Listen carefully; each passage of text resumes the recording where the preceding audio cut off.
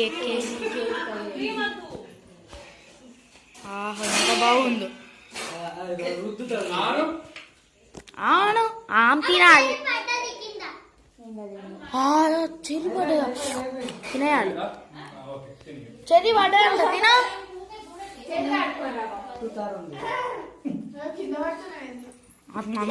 నేను తింటా అది.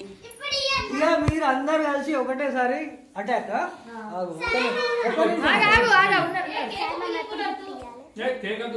మీరు లోపలి